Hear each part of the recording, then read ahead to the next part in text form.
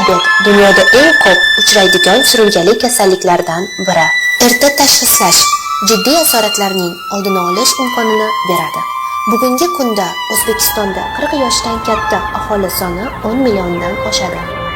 Ularning 400 ming nafari qandli diabet tashxisiga ega. Taxminan 1 million kishi o'z kasalligi haqida xabardor emas.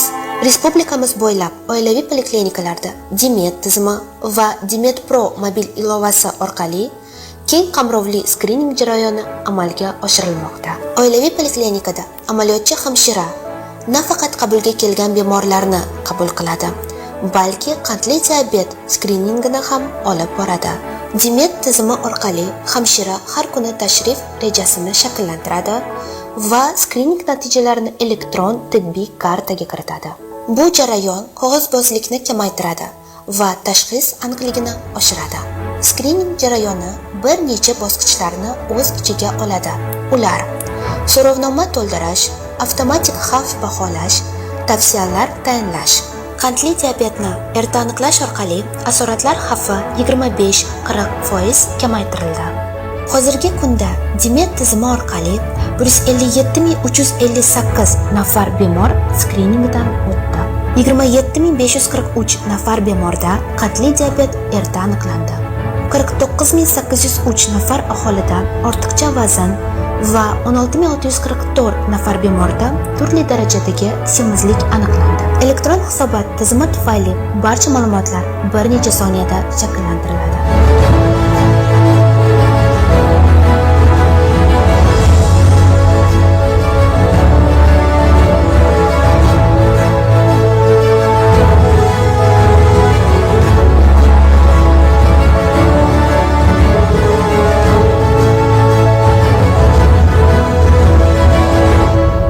Poliklinikaga kela olmaydigan aholi patronaj hamshira tomonidan uy sharoitida ko'rikdan o'tkaziladi. Har kuni patronaj hamshira 6-9 nafar bemorni tekshirib, ma'lumotlarni Dimet Pro ilovasi orqali real vaqtda yuborib boradi. Tizim avtomatik ravishda tahlil qilib, bemorning xavf darajasiga muvofiq tavsiyalar beradi. Barcha ma'lumotlar avtomatik ravishda elektron tibbiy kartaga saqlanadi. Xavf darajalari bo'yicha tasniflash orqali yuqori xavfli bemorlarga tezkor yordam ko'rsatiladi.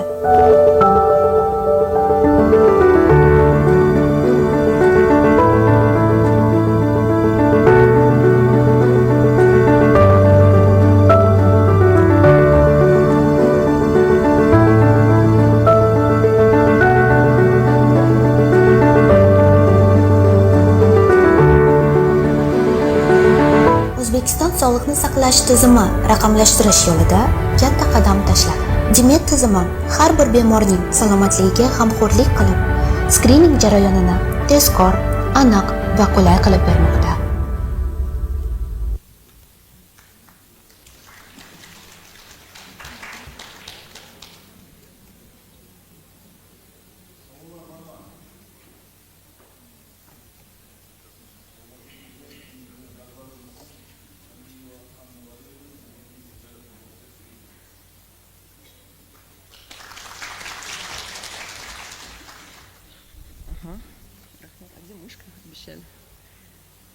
Assalomu alaykum, hurmatli hamkasbalar. Bu o'zi Sevara Sirajiddinni o'qishi kerak edi, ovozi bo'lmasligi uchun men chiqdim.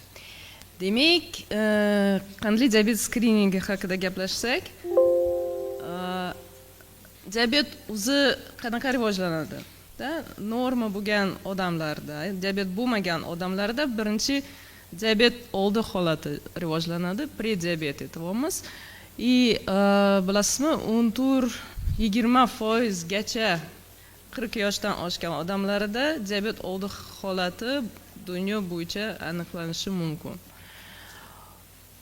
Keyin uni vaqtida topmasak, davolanmasak, qandli diabet rivojlanadi va yana bir bor butun dunyoda taxminan 7% da, bu butun aholida emas, 40 yoshli va undan baland odamlarda qandli diabet topishi mumkin. O'zi qandli diabet yurak qon tomir kasalligi hisoblanadi va juda tez qon tomir asoratlariga olib kelishi mumkin va natijada invalidizatsiyaga olib keladi va erta o'limiga. Biza endokrinolog sifatimizda qon tomir asoratlarini oldini olamiz. Ya'ni uchlamchi profilaktika bilan shug'ullanamiz. Qandli diabet rivojlanishini oldini olish bu ham birlamchi profilaktika emas, bu ikkilamchi profilaktika hisoblanadi. Bu ham endokrinolog, ham oilaviy shifokor shu bilan shug'ullanadi. Oilaviy shifokor bu diabet oldi holatini oldini olishi mumkin. Bu birlamchi profilaktika hisoblanadi va bu qilishi mumkin. Qanaqa muammo bor? Hozirgi kunda butun dunyoda endokrin kasalliklari oshyapti. Ham qalqonsimon bez kasalliklari, ham qandli diabet, ham semizlik, nafaqat O'zbekistonda, butun dunyoda. Lekin masalan o'tgan yili qandli diabet taxminan 400 ming qandli diabet bilan yashagan odam nazoratida olingan O'zbekistonda. Lekin epidemiologik tadqiqotlari shuni ko'rsatyaptiki, 1,2 million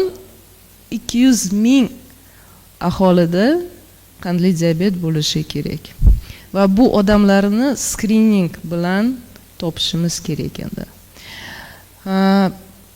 Skrining ishlari boshlagandan keyin ham qandli diabet, ham prediabet, ham semiz odamlar nazoratiga olingan odamlar chislo oshgan, ancha oshgan va o'sha skrining aktiv, faol skrining natijasida biz уже asoratlarni tarqalishini, pasayishini ko'ryapmiz. Lekin vazifamiz undan ham kattaroq. Mana 2030-yilga bizadan, ya'ni endokrinologlardan va oilaviy shifokorlardan kutiladigan natijalar qanaqa? Asoratlarni 2 baravariga pasaytirishimiz kerak. Shuning uchun mana 24-yilida butun O'zbekistonda skrining ishlari olib borgan edi va siz ko'ryapsiz, что 23-yilda 10 million odam, 24-yilda yana deyarli 10 million odam skriningdan o'tkazilgan va ham qandli diabet, ham prediabet holatlari ancha o'sgan. Bu yaxshimi, yomonmi? Bu yaxshi, chunki bu odamlar bundan oldin bilmas edi diabet borligini, diabet oldi holat borligini. Endi shu biz hammamiz birga bu bemorlarni aniqlandik va vaqtida davolanishni boshlandik. Ya'ni ikkilamchi va uchlamchi oldini olish ishlarini olib boryapmiz. Mana Qoraqalpog'iston Respublikasida уже yanvar oyi bo'yicha natijalari bor, skrining natijalari bor. Уже 27 dan oshgan aholi orasida skrining уже o'tgan va ular orasida 2% diabet oldi holati va почти 1% diabet aniqlangan.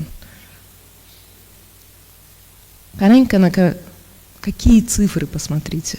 Да? Это огромная армия новых пациентов. Va ularni davolanishimiz kerak.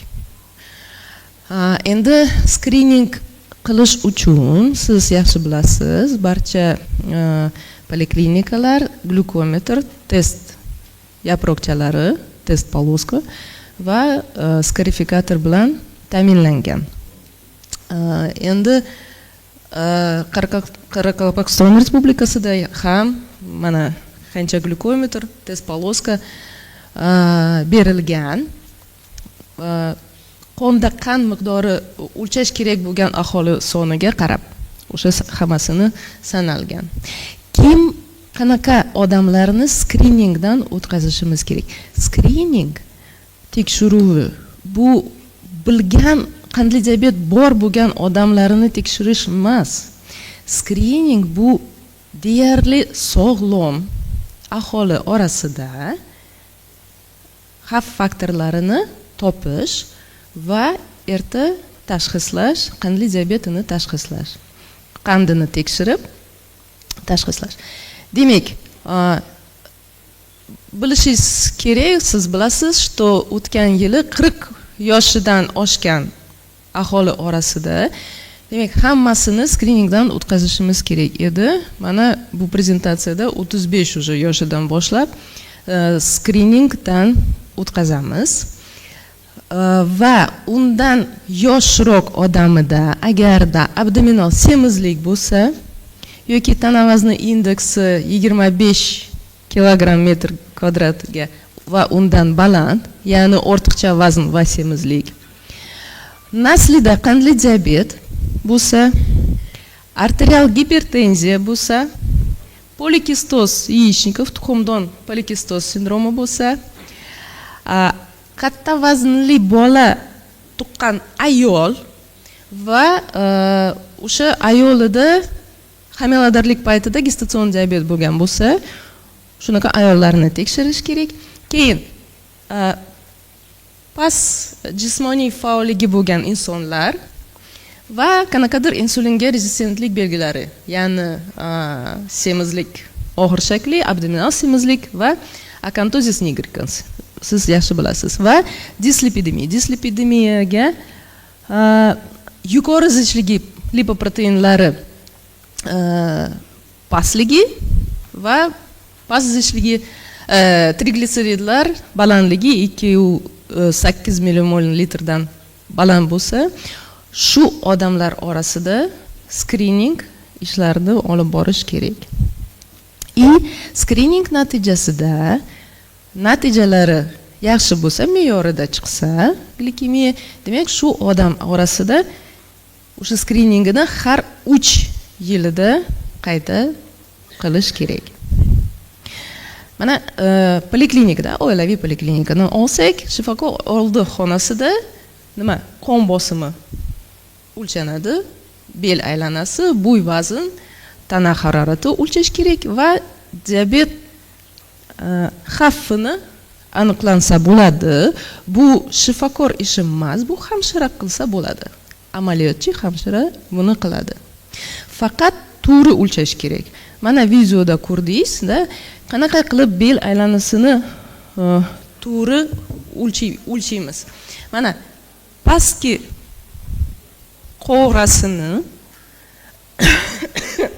pastki anaqa qirasi va yonbosh suyagi cho'qqisi o'rtasida va o'sha lentani sal 100 grammga teng bosim bilan qilish kerak, o'lchash kerak. Dальше vazn kiyimsiz, oyoq kiyimsiz o'lchanadi. Demak, mana skrining qilganda so'rovnoma o'tkazdingiz, agarda diabet xavfi me'yor yoki baland chiqsa, shu odamlar orasida, shu odamlarda qondagi qandini tekshirish kerak. Qondagi qand nafaqat nahorga tekshiramiz. Uni ham nahorgi holatida tekshirishi mumkin, ham ovqatdan keyin yoki tasodifiy glikemiya aytamiz. Kunining har qaysi paytida o'lchash mumkin. Farqi normativ farqlanadi. Demak, nahorgi glikemiya glukometrda o'lchasangiz 6,1 millimolgacha bu norma hisoblanadi. Ovqatdan keyin 2 soat o'tganda yoki tasodifiy glikemiya o'lchasangiz norma 7,8 millimolgacha hisoblanadi. Shu natija chiqsa, demak bu odam sog'lom, unga sog'lom turmush tarzi tavsiyalarini berishingiz bilan uyga bo'shatishingiz, javob berishingiz mumkin. Endi agarda skrining davomida och qoringa nahorgi glikemiyasi 6,1 dan 7 gacha, ovqatdan keyingi yoki tasodifiy glikemiya 7,8 dan 11 millimolgacha chiqsa, bu diabet oldi holatiga to'g'ri keladi. Bu hali qandli diabet emas. No, уже и norma emas. Normadan diabeti orasi.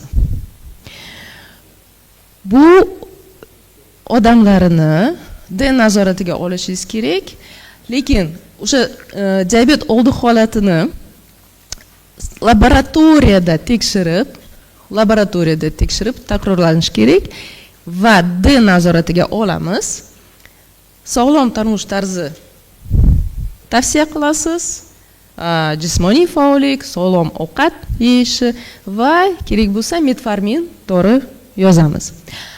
Agarda skrining davomida och qoringa glikemiyasi 7,1 va undan baland, ovqatdan keyin yoki tasodifiy 11,1 va undan baland chiqsa, demak bu qandli diabetiga mos keladi va tashxis qo'yish uchun laboratoriyada tekshirish kerak. Bu odamni laboratoriyada ham shunaqa chiqsa, qandli diabet tashxis qo'yasiz, D nazoratiga olasiz, kerak bo'lsa endokrinologga jo'natasiz. Lekin obeddan keyin buni sal podrobniyroq tushuntirib beraman.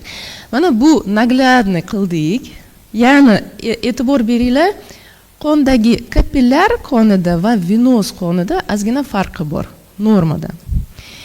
Glukometr bizaga plazmadagi saharni ko'rsatyapti. Biza qondan anaqa kapillyardan olamiz, lekin natija venoz plazmaga to'g'ri kelyapti. Buni adashtirmang. Ya'ni yaxlit kapillyar qon olsak, laboratoriyada tekshirsak, normasi 5,5 gacha. U institutdan esimizda. Venoz plazmada yoki glukometrda tekshirsak, normasi sal balandroq, 6,1 gacha. Da? Mana yaxlit kapillyar qonida nahorgisi norma diabet qo'yish uchun 6,1 va undan baland bo'lishi kerak. Venoz plazmadan yoki glukometrda tekshirsak 7 va undan baland. Orasi prediabet, nahorgi glikemiya buzilishi. Ovqatdan keyingi bu bir xil, ham yaxlit kapillyar qoni uchun, ham venoz plazma uchun, ham glukometr uchun 7,8 gacha norma, 11,1 va undan baland diabet, orasida diabet oldi holati, boshqa so'zi glyukozaga turg'unlik buzilishi, нарушение толерантности glyukoze. Va yana bir eslatoman, glukometr faqat skrining uchun ishlatamiz. Bu tashxis qo'yish uchun emas. Tashxis qo'yish uchun biz albatta laboratoriyada saharni tekshirishimiz shart. Glukometr yana o'zini nazorat qilish uchun kerak. U qandli diabet bemorlari uchun ham to'g'ri keladi. Va bu qo'llanmani men o'ylashimcha bilasizlar, уже ko'rdingiz. Nimani ko'rsatyapti? Mana 40 yoshdan oshgan aholi bor. Abdominal semizlik yo'q, ya'ni bel aylanasi normada, erkaklarda 94 cm-dan past, ayollarda 80 cm-dan past. Siz uni tekshirdingiz. Sahar qondagi qandi ham nahorgi ham ovqatdan keyin yoki tasodifiy me'yorida chiqdi. Bo'ldi. Siz unga sog'lom turmush tarzi tavsiyalarini berasiz va 3 yilga javob berasiz. 3 yildan keyin yana qayta chaqirasiz.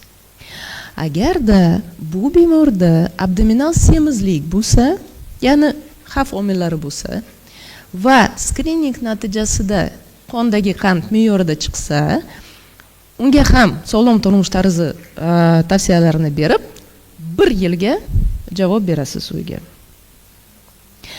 Agarda skrining paytida prediabetga to'g'ri kelgan bo'lsa, glikemiyasi уже bel aylanasiga, tana vazni indeksiga qaramasdan sog'lom turmush tarzi kerak bo'lsa metformin va har 6 oyda bu bemorlarni nazoratiga chaqiramiz.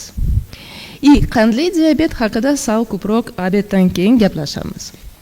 Endi qanaqa hisobot, qanaqa hujjat bo'lishi kerak? Bilasizki, men ko'p aylanayapman respublika bo'yicha shuni ko'ryapman. Odam ishlayapti, lekin hech qanaqa hujjati yo'q. Demak, odam ishlamagan. Ishlagan odam ham ish qilish kerak, ham uni yozish kerak. To'g'ri dokumentatsiyani to'ldirib. Qanaqa dokumentatsiya bo'lishi kerak? Demak, tuman shahar bo'yicha 40 yoshdan oshgan aholi soni yoddan bilishimiz kerak.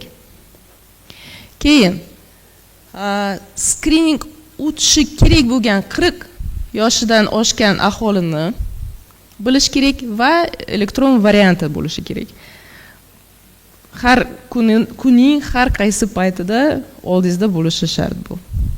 Keyin oylar kesimida mana kelayotgan, уже boshlangan 25-yilki oylar kesimida tarmoq rejasi, skrining tarmoq rejasi, yetarli so'rovnoma varaqalari bo'lishi kerak. Keyin ambulator kartada mana skriningdan o'tkazdingiz. Shu kartalarni ambulator kartaga yopishtiring. Men ishimni qildim. Bu доказательство bo'ladi, что siz ishingizni qildingiz. Keyin har o'sha skrining har bitta brigadada haftalik, oylik va yillik skrining hisoboti bo'lishi kerak. Pofamilni bilishingiz kerak, kimni skriningdan o'tkazdingiz. Yana bir e'tibor etmoqchiman. Bor bo'lgan qandli diabet yoki prediabet odamlarini skriningga chaqirmanglar. Diabet bo'lmagan, deyarli sog'lom odamlardan tekshirishimiz kerak. Keyin o'sha aniqlangan, o'sha skrining davomida aniqlangan semizlik, prediabet va diabet bemorlarining kartalarini alohida va elektron variantida bo'lishi kerak. Bilishingiz kerak. Mana bu yerda alohida qandli diabet yangi aniqlangan yoki bor bo'lgan qandli diabet kartada turibdi. Mana bu yerda prediabet alohida, чтобы har qaysi paytida ularni topishingiz oson bo'ladi keyin. Va har tumanda aniqlangan prediabet bemorlarida oilaviy shifokor tomonidan sog'lom turmush tarzi tushuntiriladigan metformin dori vazifasi metforminini buyurilishi kerak.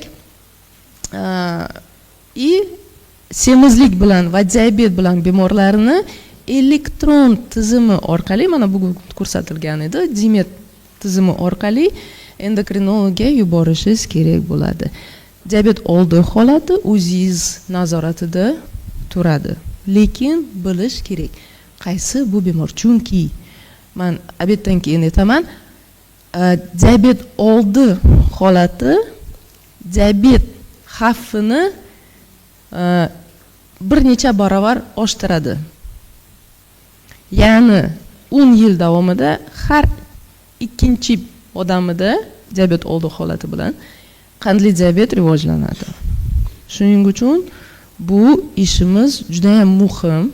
Bu ham birlamchi, ham ikkilamchi qandli diabet profilaktikasi. Qandli diabet profilaktikasini qilsak, demak bu infarkt, insult, surunkali buyrak yetishmovchiligi va kurlik va amputatsiyalarini, erta o'limini oldini olamiz. Menimcha shu hozircha. E'tiboringiz uchun rahmat. Agar savollaringiz bo'lsa, javob beraman. Savollaringiz bo'lsa, menda savol bor-da bularga. Birinchi, markazlashgan holatda yaproqchalar tarqatildi, hammaga yetib borda, to'g'rimi? Cetrizon Да, централизованно. Всем достаточном количестве для проведения скрининга включая до 35 лет, правильно? Sog'liqni saqlash vazirligi tomonidan yanvar oyiga demak ko'rsatma xat bilan butun respublikada markazlashgan holda glyukometr va test yaproqchalar tarqatilgan. Bu glyukometr test yaproqchalar 40 yoshdan oshgan aholiga, ya'ni 60%. Misol uchun, qanaqa hisoblaysizlar? Bitta oilaviy shifokorda 100 ta aholisi bo'lsa 40 yoshdan oshgan, o'sha 100 tadan 60 tasiga qonda qand miqdorini o'lcha olasizlar. Nimaga 60%? Bu xavf guruhi 100% olinmaydi-ku, baribir 100% hammasi kirilmaydi. 60% xavf guruhida bo'lgani uchun 60% qilib olasizlar.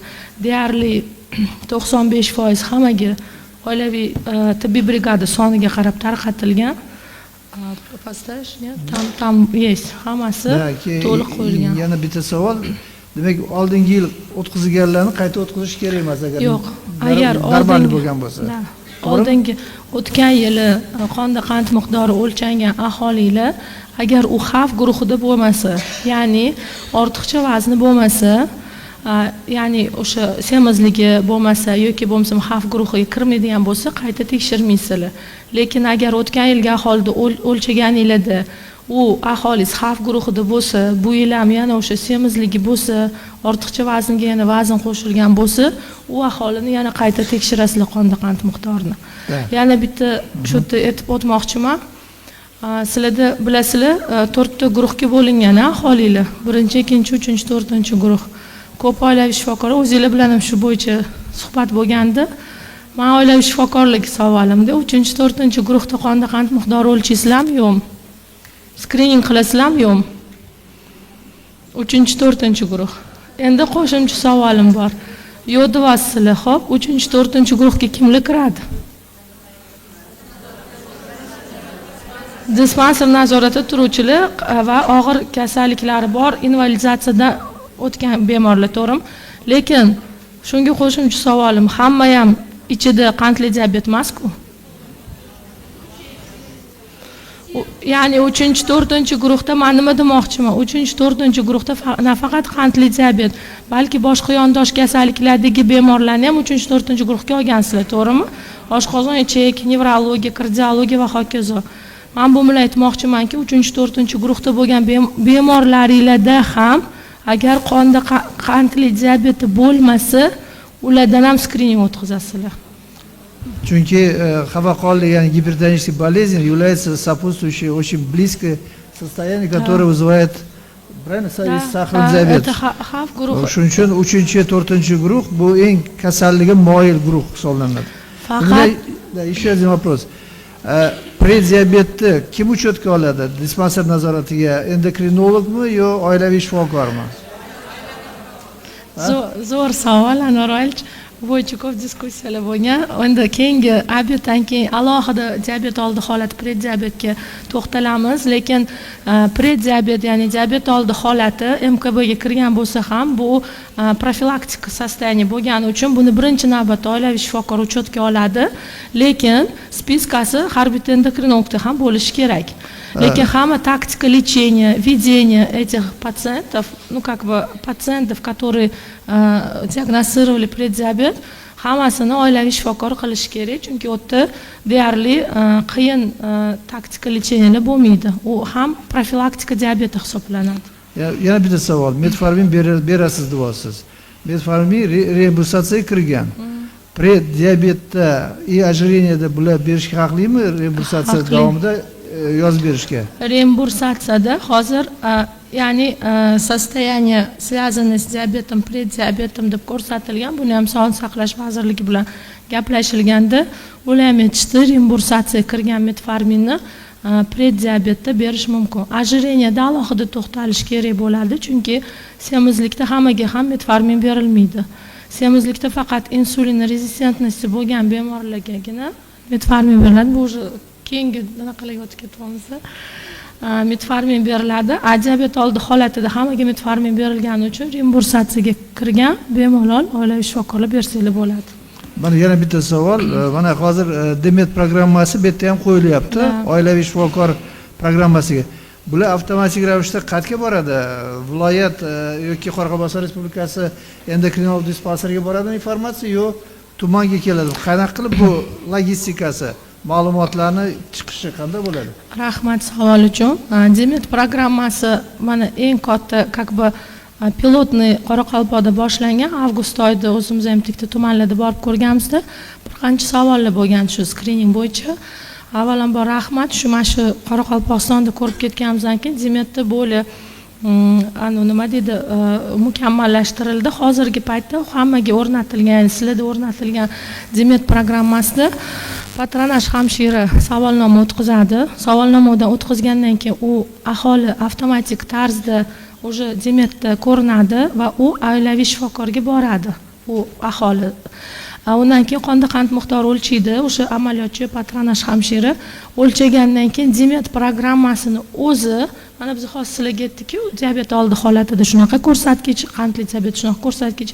Demet programmasini o'zi oilaviy shifokorga pafamilni diabet oldi holati yoki qandli diabet savol ostida bemorlarni yo'naltiradi. Avtomatim. To есть avtomatik tarzda. Oilaviy shifokor o'sha aholisi unda ko'rinib turadi. Mana 10 tadan 3 tasida diabet oldi holati bo'lgan bo'lsa, o'sha 3 tasini familiyasi Demetda sizlarda ko'rinib turadi.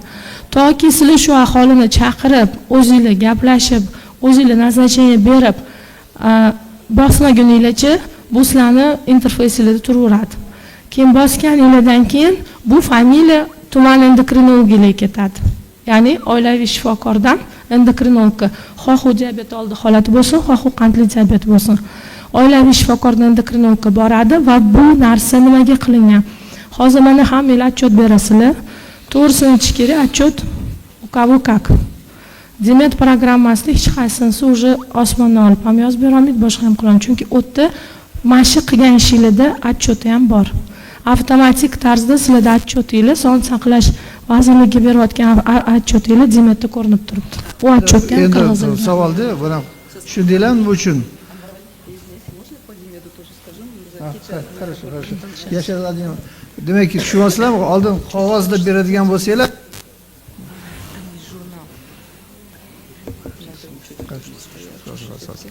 demak, shuni tushunib olinglar. Endi vazirlik bergan qog'ozdagi variant o'tmaydi.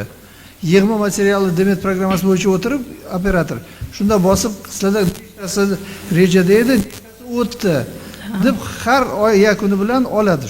Shuning uchun Demet programmasini aldolmaysizlar. Agar shuni ichiga kiritibsanglar, real vaqtdagi real sifrani olib beradi. Shuning uchun savolga pожалуйста. Yana bitta anaqada Demetda bu ma'lumotlar Primoy sog'liqni saqlash vazirligiga ham misol uchun hammaga ko'rinishi ochiq ma'lumot bo'ladi, ya'ni vышестоящий instansiyalarga. Nima demoqchimiz, mana tekshiruv kelganda pafamilni deb so'rashadi-ku, mana o'sha Demetda pafamilni turadi. Agar shunday ishlasanglar, o'sha sizlarning o'zingizga ham oson bo'ladi. Отчетda ham qayerda nima nechta edi, anini olib ber, mamni olib ber demaysizlar. Любой tekshiruv keladimi yoki отчет topshiradigan kuninglar keladimi? Formirovать отчет deyishinglar bilan 3 minut ichida, даже 3 minutga ham bormi, 1 minut ichida sizlarni bir oylik, bir haftalik, bir kunlik отчетinglar formirovatsiya qilinadi. То есть bu bo'yicha juda ham qulay foydalanishga sifrovizatsiya. Yana Valerni mana Kichik tumanga borganlar, Demetda ular ham ko'rib o'tganlar, hozir yana bitta qo'shimchalar bor ekan. Demetda juda ham oson narsa bor. D nazoratida turgan odamlar jurnali bor. Jurnal qismiga kirsangiz, hamma nazoratida, D nazoratida nozologiya bilan odamlarini topishingiz mumkin. Unda ularni filtr qilib topish mumkin. Filtr nozologiyaga manaka bossangiz, qandli diabet bemorlar hamma chiqadi sizda. Shuning uchun o'sha jurnal qismiga kirib tekshiring. O'zingiz bemorlaringizni. O'sha yerda bor ular turibdi. Shu o'rinda Anna Valeriyevna men skrining zo'r gapirib berdilar. Prosta uzoq gapira olmasligim uchun men uzr so'rayman hammalardan. Skriningda qanaqa savollaringiz bo'lsa, men bu yerdagilar ko'pchilik bilan baribir tanishimiz, birinchi marta ko'rishayotganimiz skrining bo'yicha Murat Ismoilovich necha marta kelganmiz, baribir o'zinglarda skrininglarni ham o'tkazganmiz, ham tushuntirganmiz. Lekin ba'zi tumanlarda baribir ozgina skriningda tushunmovchiliklar bo'lyapti. O'shaning uchun kimda qanaqa savol bo'lsa, bemalol biz ochiqmiz, savol berishingiz mumkin. Va yana shu o'rinda aytmoqchiman, qo'lingizda hammangizda tarqatma material berganmiz. Tarqatma material ichida ham ahamiyat bersanglar, spesialniy oilaviy shifokor uchun shunaqa metodik qo'llanma qilib berganmiz. Aniq pashagim nima qilish kerak, oilaviy shifokor nima qilish kerak, endokrinolog nima qilish kerak. Men o'ylaymanki, bu juda ham eng oddiy va sodda, o'zi ko'pchiliklar oldinglar, sodda va oddiy algoritmlar. Bundan oddiy, bundan sodda endi уже некуда. Shay bemalol savollaringiz bo'lsa, marhamat. Assalomu alaykum.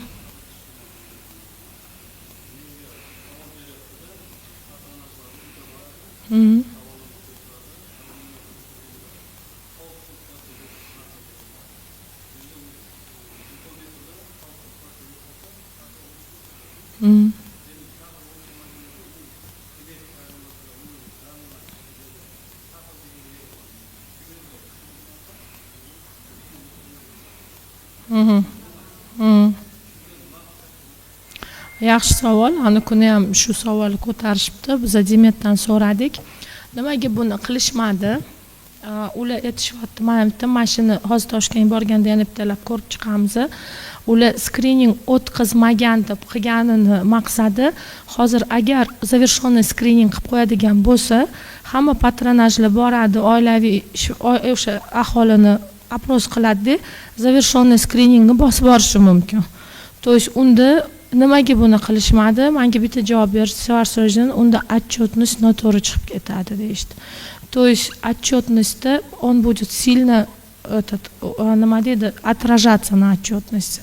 Поэтому они решили, что это скрининг не завершенный. Но сейчас мы будем думать, может быть, оно хав гуруху то'qqizgacha bo'lganlarni завершение qilib turib, отдельно отчетностьga, а остальных будем как бы дополнение. O'zi umuman bitta narsa shu anaqada aytmoqchiman. Butun dunyoda qandli diabet oldi holat skriningi deganda bu albatta u aholidan qonda qand miqdori o'lchanishi shart. U обязательно. Lekin так как у нас очень много населения, mana eshitdinglar, 10 milliondan oshiq status oxirgi ma'lumotida 10 million aholimiz 40 yoshdan oshgan. Bu aholiga tag'in ham davlatimizga juda ham katta rahmat. Полностью государственное обеспечение скрининг mana shu постановлениеda kirgan. Bu yil ham berishdi. Keyingi yilga ham shunaqa davom etadi programma. Bitta ham rivojlangan davlatda bunaqa sharoit yo'q. Men ochiqni aytaman, любой rivojlangan davlatda haqiqatda shunaqa, mana Murat Ismoilovich ham подтвердит, государственный уровеньda скрининг обеспеченияsi yo'q. Rossiya Federatsiyasida ham mana hali prediabet anavalarini ko'rsatadilar. Nation degan исследование qilishgan, как исследование. Ular skrining qilishgan, lekin unda ham davlat tomonidan ta'minlab berilmagan. O'shani hisobga olgan holda biz xavf guruhi yuqori bo'lgan aholiga qonda qand miqdori o'lchaymiz deganmiz. Qolgan aholi xavf guruhi past bo'lganiga, 9 balldan past bo'lganiga shu oпрос qilib turib, просто rekomendatsiya berib, keyinchalik o'sha kerak paytda qonda qand miqdori o'lchanadi deb berganmiz. Lekin yana bitta narsa aytib o'tishim mumkin. Hamma joyda исключение из правил bo'ladi, bilasizlar. Ya'ni oпрос qilasizlar, past 9 dan past, lekin ozginadan keyin qonda qand miqdori baland chiqib turibdi, sahar chiqib turibdi. Albatta patronaj hamshiralaringizga o'rgatinglar, aytinglar. Agar u borgan aholisida shikoyati bo'lsa, nimaga 9 balldan past chiqishi mumkin? Chunki ozib ketgan bo'lishi mumkin. Ya'ni vesi bo'lmaydi. Misol, ayniqsa вот postkovidniy состояниеda qandli diabet ikkinchi turi juda ko'p uchrayapti. Ozib ketgan bo'lishi mumkin va boshqa anaqa, например, avlodida bo'lmasligi mumkin. Lekin agar shikoyati bo'lsa, albatta qonda qand miqdorini o'lchasin. Chunki u уже anaqadan bilinadi. Ko'p chanqaboqman, tez-tez shunaqa situatsiyalar bo'ldida, biz o'rgatyapmiz, Murat Ismoilovich aytamiz 9 balldan past boryapti-da, aytib turibdi, men og'zim quriyapti, peshobga tez-tez chiqolmay cho'ta holsizman dedi, yo'q siz xavf guruhida emassiz deb ketyapti-da, bo'lgan shunaqa situatsiyalar. Da, это diabet oldi. Hozir obeddan keyin juda ham haqiqatda kerakli tavsiyalar bo'ladi, chunki diabet oldi holati, qandli diabet, semizlik, bularni qanaqa qilib oilaviy shifokor davolash kerak, taktikasi, qay paytda endokrinolog, qay paytda o'zi lecheniya qilish kerak bo'yicha hamma savollar beriladi. Nima dokladlarda ko'rib chiqiladi. Kimda yana qanaqa savollar bor? Marhamat.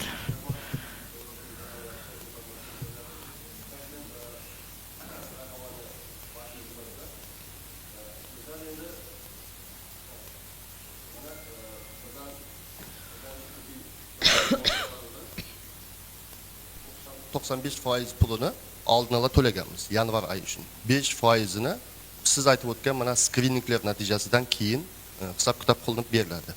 Endi mening bitta savolim, hozir bizlar yanvar oyi hisobotlarida siz ko'rsatgan hozirgi skrininglarning endi to'g'risini aytish kerak, ahvol yaxshi emas.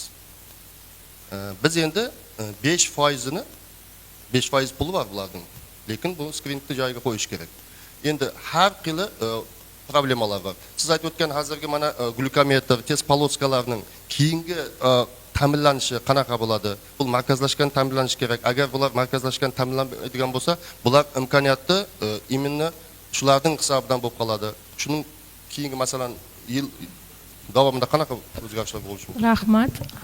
Hozirgi yanvar oyida tarqatilgan glukometr, test poloska va lansetalar 1 yillik ta'minotga kiradi. Ya'ni 25-yil to'liq ta'minot qoplangan hisoblanadi. Chunki o'zi bu 24-yilga berilgan ehtiyojimiz edi. 24-yilda kelish kerak bo'lgan ehtiyoj bo'lgan, lekin ayrim sabablarga ko'ra endi o'zini prichinalari bor. Ularni hisobga olgan holda 24-yil oxirida kelgan. Ya'ni o'shani hisobiga endi bu tasdiqlangan va tarqatilgan test poloska, glukometrlar va lansetalar hammasi 2025-yil to'liq skrininglarni qoplaydi. Test poloska, lanset 100% qoplaydi. O'sha aholi soniga qarab. 26-yilga, keyingi yilga biz zayavka berganmiz, ehtiyoj berganmiz. Kimga yetmagan, единственный bitta muammo bor. Bizda bolalar va o'smirlar qandli diabetli kasallarning soni ortgani hisobiga biza bergan ehtiyojimizdan ozgina skrining, ya'ni har bitta tibbiy brigadaga ketgan test glukometrlar, faqat glukometrlar bolalar bilan o'smirlarga ozgina qismi o'tgan. Shuni hisobiga butun respublika bo'yicha 1,5 mingta tibbiy brigadaga, jami 1,5 mingta tibbiy brigadaga glukometr yetmay qolgan. Sizlarda ham bor shu narsa. Mana распределениeni ochib qarasanglar, adashmasam 100 tami, jami 100 ta tibbiy brigadalarga glukometr yetmay qolgan. Hozir buni ham biz iltimos qildik o'sha postavka qilgani qilidan. Agar qilib berishsa, keyingi oyga qilib berishadi. Ungacha shunaqa предложение bo'ldi. Buni mana Samarqand viloyati yaxshi предложение etdi. Sevar Sirojini ruxsat bersangiz dedi. Agar u смысле anaqa ko'rib chiqinglar, chekka hudud 100% qamriylu dedi. Misol uchun 50 ta 60 ta tibbiy brigadasi bo'lsa, o'sha Mo'noq yoki sizlarda endi chekka hududlar, ularga 100% berasizlar. Glukometrni aytyapman. Shahardagilarga kamroq berasizlar, chunki shaharda laborator sharoitda ham qo'shimcha tekshirish imkoniyati bor. Adashmasam tibbiy sug'urtaga ham qonda qand miqdorini o'lchash kirgan. Да, o'shaning uchun просто полное обеспечение можете сделать чеки hududlarni. Вот я не знаю, вы уже распределили или нет, Джинсаки он должен ответить. Распределили. Да, но если вдруг еще будет возможность, вы можете вот такой альтернативный вариант. Если нет, то тогда уже другой вариант. Oilaviy poliklinika berganda, misol uchun bitta oilaviy poliklinikada 4 ta 5 ta tibbiy brigada bo'lsa, 2 ta 3 tasiga beriladi, bir-biri bilan kelishilgan holda ishlatadi. Lekin test poloska, lancet hammaga yetadi. Faqat glyukometrda ozgina shunaqaqa bo'ldi. Da, endi e'tiboringizga yana bitta narsa qilmoqchimiz. Hozir sizlarga video qo'yib beramiz. Bu ham juda ham aktualniy. Ya'ni shu glyukometr, kстати, shu tarqatilgan glyukometr qanday ishlatiladi? Qanaqa qilib qonda qand miqdori o'lchanadi? Qisqagina 2 minutlik video, faqatgina pred istoriya aytmoqchiman. Bu videoda bemorni hisobga olgan holda olishgan. Hurmatli oilaviy shifokorlar, iltimos qilardim, hamshiralarga aytib qo'yinglar. Skrining qilayotganda ruchkasi bor, bilasizlar, ichida. Hammasi ruchkasini izyat qilib olinglar-da, ishlatmanglar ruchkasini. Nimaga? Skrining bu hammaga massiv ishlatasizlar. Ruchka bu individualniy пользованиеga. Ya'ni ko'p hamshiralar ruchkani ichiga ninasini tiqyapti-da, borib bittasida teshib o'lchyapti, ikkinchisida все равно kontakt bo'ladi ruchka bilan. O'shaning uchun при скрининге не используйте ручку, только используйте ланцеты. Хорошо? Сейчас попрошу, ребят, если нет вопросов. Glyukometrdan qanday foydalanish kerak? Birinchidan, qo'lingizni sovun va iliq suv bilan yuving. Lancetni videoda ko'rsatilganidek terini tashish moslamasiga joylashtiring.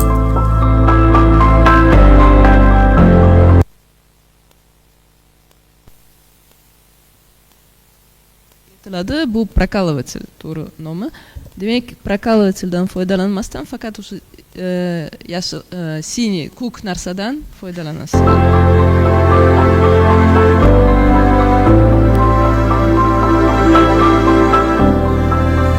Teringizning qalinligiga qarab chuqurlikni tanlang.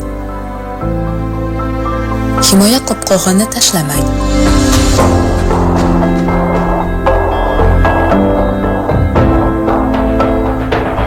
Sinov chizig'ini glyukometrga joylashtiring.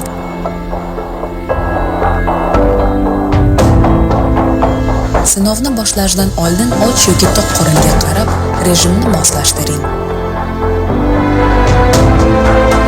Barmog'ingizni teshing. Barmog'ingizni sinov chizig'ining bering.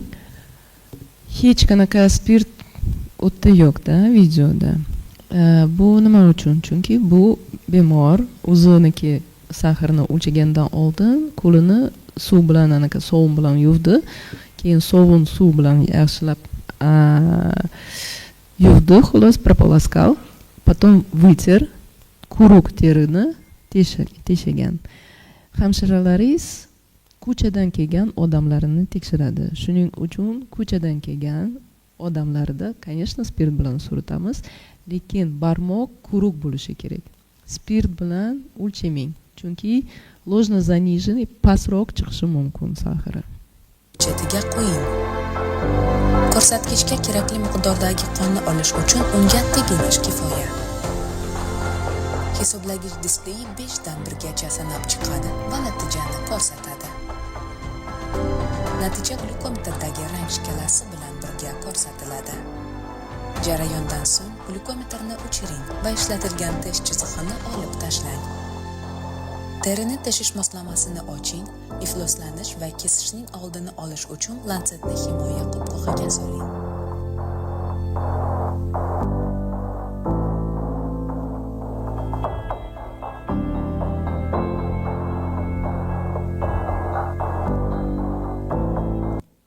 Yana bitta narsaga e'tibor beringlar, o'lchov birligiga. O'zi glikemiya millimol litrda o'lchanadi va milligram detsilitrga. Ba'zi bir glyukometr shu glyukometr bo'lishi kerak, boshqa glyukometr bo'lishi kerak. Demak, milligram detsilitr u трехзначная цифра, да? O'zbekcha bilmayman трехзначныйni tarjimasini. Demak, 100, 150, 180 ko'rsatishi mumkin, da? Millimol litrda me'yori 6,1 da gacha, turdan 6,1 gacha, nahorga ovqatdan keyin 7,8 gacha da. Чтобы пересчитать миллимоль на литр, миллиграмм на децилитр, он 8 ga ko'paytiramiz. Ya'ni glyukometringiz milligram desiliterda o'lchasa, shu olgan natijani 18 ga bo'lib millimol litr olasiz. Bunga e'tibor bering. O'sha ekranda glyukometr ekranida yoziladi. Millimol litrmi, milligram desiliterda. Unga e'tibor beringlar.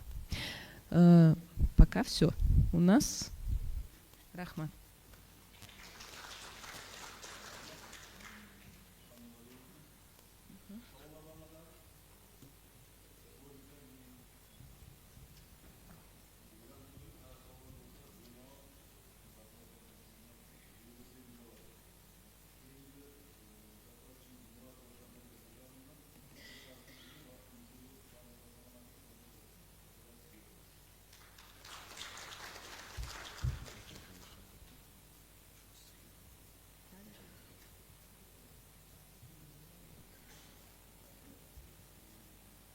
Assalomu alaykum, hurmatli hamkasblar.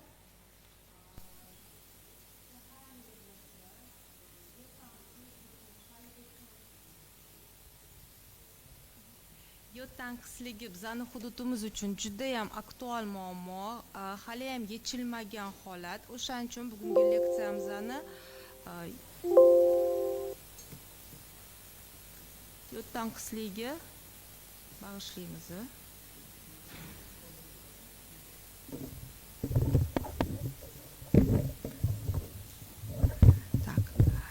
Yod to'g'risida gapirganimizda biz esimizda turishimiz kerak. Yod bu qalqonsimon bezi gormonlarning asosiy essensial mikroelementi. Gormonlarning 70-75% bu yod tarkibi bo'ladi. Va har bitta hujayra organizmimizda, inson organizmida 100 trillionga yaqin bo'lgan hujayraga har bittasiga qalqonsimon bez gormoni zarur. Demak, yod ham o'sha har bitta hujayra normal funksional ko'rsatish uchun juda ham zarur mikroelement hisoblanadi. Va organizmga yod faqat iste'mol qilgan oziq-ovqat orqali tushadi. Demak, yoki oziq-ovqat, yoki yodlangan tuz, yoki tabletированный preparatlar orqali. Qalqonsimon bezi gormonlari aytganimdek, hamma metabolizmga ta'sir qiladi. Oqsil metabolizmga, uglevodlar metabolizmga, yog' modda almashuviga ta'sir qiladi. O'sish, suyeni o'sish zonalariga, suyeni hujayralariga, osteoblast, osteoklast, xondrotsitlarning hujayrasiga ta'sir qiladi. Jigari faoliyatiga, jigarda yog' to'qimalari ko'payishiga, yog' sintez bo'lishiga, glikogen ko'payishiga yoki glikogenning parchalanishiga ham tiroid gormonlar ta'sir qiladi. Albatta, tiroid gormonlar to'g'risida gapirganimizda esimizda turadiki, qalqonsimon bez reproduktiv sistemasi bilan juda ham katta bog'lanmasi bor. Demak, qalqonsimon bezi faoliyati o'zgarsa, har doim reproduktiv sistemasida ham o'zgarishlar bo'ladi. Eng asosiysi bugungi kunda gapirmoqchi bo'lgan narsam bu yod tanqisligi, tiroid gormonlar miyani rivojlanishiga ta'sir qilib, asoratlariga olib kelishi mumkin. Homila emas, оплодотворение bo'lgandan keyin embrion paytida уже tiroid gormonlar yetarli darajada, kerakli joyda, kerakli vaqtda bo'lishi shart. Chunki tiroid gormonlar, demak, yodda nerv sistemasini zakladkasiga trigger bo'ladi. Запускается закладка центральной нервной системы. Все клетки центральной нервной системы именно под действием тиреоидных гормонов. Boshqa hech qaysi gormon bunaqa effektiga ega emas. Homiladorlikning 20-haftasigacha homilador ayolli qalqonsimon bezi mana shu nerv sistemasini zakladkasiga javob beradi. Bu hamma organlar, faqat не только кора головного мозга, да, но это и улитка, то есть формирование слуха, это и глаза, то есть формирование зрения, остроты зрения, это и мозжечок, и все органы и системы. Центральная нервная система. 20 haftadan keyin homilani qalqonsimon bezi faoliyati ko'rsatishi sari homila uchun yetarli darajada onani organizmga yod tushishi kerak yetarli miqdorda va hayotini 3 yiligacha faqat tiroid gormonlar o'sha nerv sistemasiga ham markaziy ham periferik nerv sistemasiga ta'sirini ko'rsatishi davom etadi. Savol tug'iladi. Shuni inobatga olib, biza amaliyotchi, oilaviy shifokorlar, patronaj hamshiralar mana birinchi kundan homilador bo'ldi ayol. Nima qilishimiz kerak? Qanaqa rekomendatsiya berishimiz kerak? Вот как вы считаете? Даже не то, что homilador bo'ldi, homiladorlikni rejalashtirishidan 3 oy oldin, hali bilmaydi homilador bo'ladimi yo'qmi, 3 oy oldin bizada hududda yod tanqisligi bor. Это доказанная ситуация, sizlar доказать qilib yurishingiz kerak emas. Homiladorlik 3 oydan oldin уже ayolga bizada yod preparatlar tavsiya qilish shart. Demak, nafaqat homilador boshlanganda, balki homilaga tayyorgarlik jarayonida onani shu yod preparatlari bilan qo'shimcha berishimiz kerak, chunki shart. Xavf guruhiga kiradigan holat. Xavf guruhiga kiradi. Agar bermasak nima bo'ladi? Qana yod defitsit bor, to'g'rimi? Regionda bor. Tuzlash tuzni yodlash jarayonini o'zimiz bilyapmiz. Mana hozir bular kecha o'tgan kuni yangi qonunga borib ikkinchi chiteniyadan o'tdi, to'g'rimi Oliy Majlisda? To'g'ri. Ikkinchi chiteniyadan o'tgan yangi qo'shimchalar diskussiya sifatida ketaylikda. Mana hozir shu qonun kerakmidi? Nima uchun bu qonunga yangi qonun bo'lyapti, to'g'rimi? O'zgartirish bo'lyapti.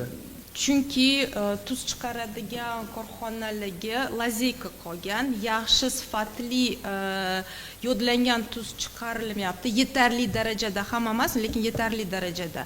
Va o'sha tuzni saqlash qoidalari buzilgan. Demak, biz hammamiz, bizani oilamiz, bizani farzandlarimiz, bizani bemorlarni evarasi-nevarasigacha yetarli darajada yod qabul qilmayapti. Va bugungi kunda ofitsialniy sayt bor. Hamma davlatning intellektini baholab beradigan.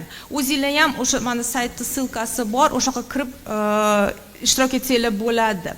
112 bugungi kunga 112 davlat ishtirok etgan va O'zbekistondagi o'rtacha intellekti mana bir ko'ryapsizlar, birinchi o'rinda Xitoy turibdi. Xitoy, Janubiy Koreya, Singapur, Yaponiya. Xitoy qanaqa erishdi? Mana savol berishyapti. Xitoy 1 milliard 300 million aholisi bor. Bu qanaqa erishdi shu narsagaki birinchi aniq etdi? Потребление морских. Hozir aytaman Anvar Valish. Сейчас к этому приду. Хочу вам bana diskussiya bilan ketsa bir qizoqroq bo'ladi-da, hammasi bera olmasligi mumkin. Men o'zim endokrinolog emasman, но endokrinologiyaga qiziqaman. Shuning uchun savol beryapman. Marhamat. Что-то у меня слайды скосились. Вместе стоим сейчас, Xitoy ko'rdingiz, anaqani ko'rdingiz, biz intellekt bo'yicha nechinchi? Мы стоим сейчас на 70-м месте. Почему-то у меня пошли проблемы со слайдами. Ребята, в прошлом году мы стояли на 80-м месте. 80-o'rinda. Bu yil 70-o'ringa chiqdik, 2 ball ko'paydi. Lekin baribir ham birinchi o'rinda turgan davlatlar bilan bizda haligacha 10 balldan 10-12 balldan ko'proq defitsit. Bu sredniy ball to'g'risida gap ketyapti. O'zbekistonni alohida ko'rsanglar bo'ladi. Afsuski, o'tda sredniy ball bizda hozir 90 bo'lyapti-da. Rivojlangan davlatlarning sredniy balli 114 da yuqori ball. Aytib ketmoqchiman, yod tanqislik to'g'risida gapirayotgan bo'lsak, bu bitta bizning hududimizga tegishli muammo emas. Butun dunyoda bu muammo bor. Hozirgi kunda 2 milliard yer yuzidagi aholi yod tanqislik holatida yashab kelyapti. Va shu что-то у меня слайды какие-то странные стали. Нет, видимо, это презентация какая-то скосилась. Тут вообще что-то другое пошло. И biza yod tanqislik to'g'risida gapirganimizda 2 milliard aholi yer dunyosida yo'tanqislik holatda 700 million aholi buqog'i rivojlangan za счет yod defitsiti va 40 milliondan yuqori aholi dunyoda олигофрен за счет йод дефицита. Олигофрения – это уже врожденное слабоумие. Причина была всего лишь банальный йод дефицит, который можно было легко ликвидировать. Nimaga biza uchun aktual holat, но bizadan tashqari boshqa dunyolarga ham. По мере созревания коры планеты, когда формируются горы, hamma tog'li hududlarda tuprog'idan yod sekin-sekin pastli hududlarga yuvilib tushib ketaveradi. Demak, tog'li hudud O'zbekistonmi, Xitoymi tog'li hududimi, Alpidagi Yevropa tog'li hududlarmi, farqi yo'q. Hamma yoqda dengizdan, okeandan 200 kilometrdan uzoq bo'ldimi, demak o'sha hududda tuprog'ida yod tanqislik bo'ladi. Tuproqda yod kammi, suvda yod kammi, o'sha hududda o'sib chiqqan sabzavot, mevalar, daraxtlar, o'tlarda demak уже yod tanqisligi bo'ladi. Bizada o'sib chiqqan xurmodami, yong'odami yod yetarli darajada bo'lmaydi. Shu hududda molmi, qo'ymi o'sha o'tni yeb yurtdimi, demak uni go'shtida, sutida, tarkibida уже yod kam bo'ladi. Shu sabab O'zbekistonda у меня что-то с презентацией. O'zbekistonda 35-yildan boshlab epidemiologik ko'ruvlar o'tkazilgan. Birinchi bo'lib professor Masalov o'tkazganlar. Не знаю, почему скосилась. Нет, сама презентация какая-то странная. Она не такая.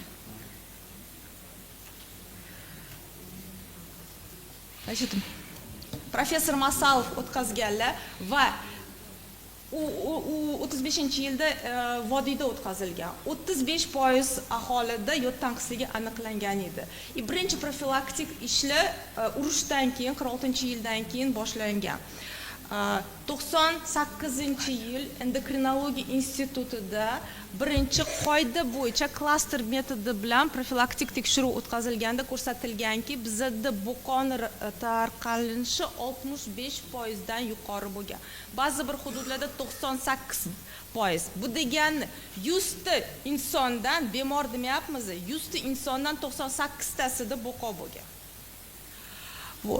Bu demak o'sha 98 tasida og'ir yod tanqislik rivojlangan. Hududda 5% dan kam bo'lsa, biza 5% dan kam bo'lsa, sporadik buqo deymiz, to'g'rimi?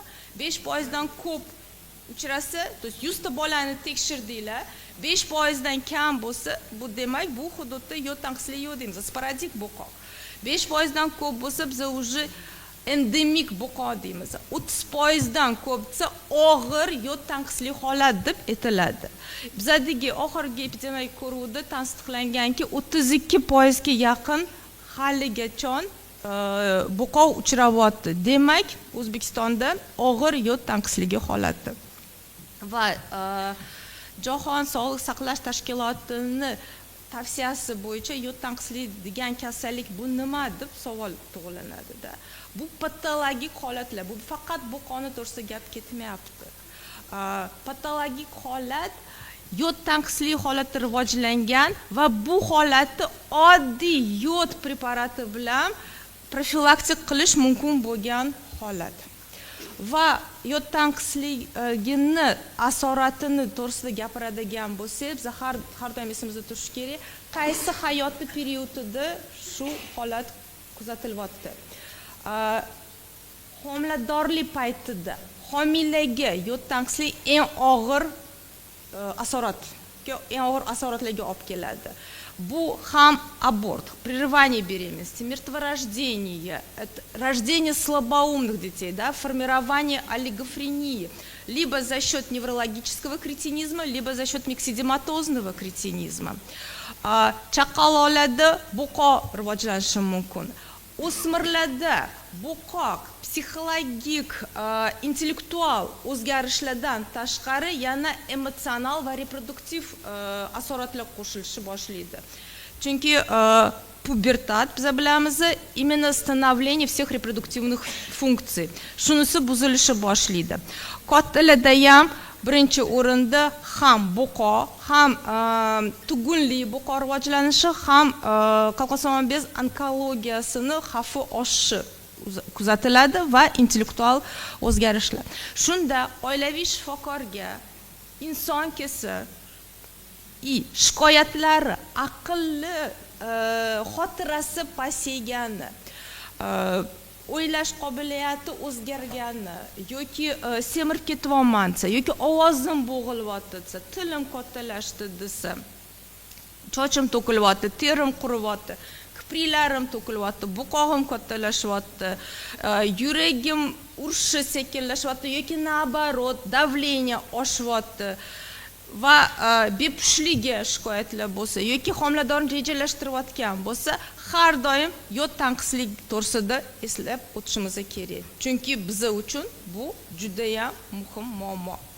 Va albatta oilaviy shifokor, ham endokrinolog, конечно же, qalqonsimon bezga shubha bo'lsa, обязательно palpatsiya qilish shart. Palpatsiya qilganimizda buqoni darajasi faqat palpatsiya orqali etiladi.